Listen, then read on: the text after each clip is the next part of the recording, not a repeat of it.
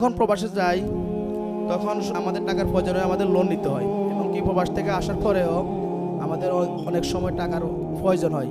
ওই সময় আমরা দেখা গেছে যে প্রবাসী ব্যাংকের দ্বারস্থ হই। প্রবাসী ব্যাংক আমাদেরকে সামান্য টাকা লোন দেয়, তার বিনিময়ে ওনারা সুদ নিয়ে নেয়।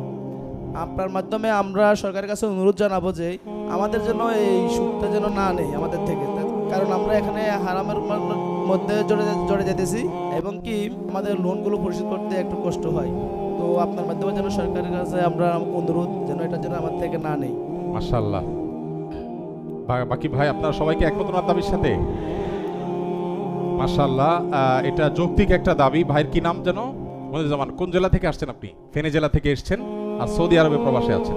মাশাআল্লাহ, মনিরুজ্জামান ভাই যে দাবি করেছেন সে দাবিটা খুবই যৌক্তিক। আমার মনে হয় যে আপনারা সবাই একমত। তার দাবির খোলাসা হলো তিনি বলতে চেয়েছেন প্রবাসী কল্যাণ ব্যাংক থেকে প্রবাসীদের কল্যাণে অনেক কাজ করা হয়। এর মধ্যে একটা হচ্ছে প্রবাসীদেরকে লোন দেওয়া হয়। অনেক প্রবাসী প্রবাস থেকে আসার পর তাদের দেখা যায় যে লোন নেওয়ার দরকার হয়।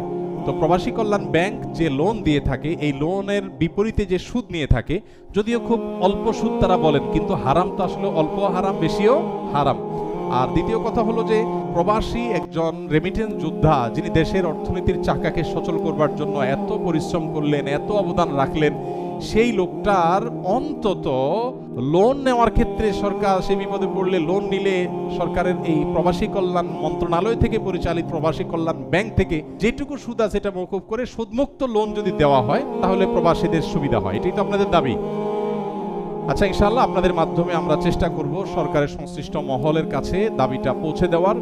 আমি গণমাধ্যম কর্মী মিডিয়ার ভাইদের কাছে অনুরোধ করব যে এই দাবিটা যেন তারা পৌঁছে দেয়। আজকের এই রেমিটেন্স যোদ্ধাদের গাইডলাইন কর্মশালা থেকে আমাদের সবাই আপনারা একমত না?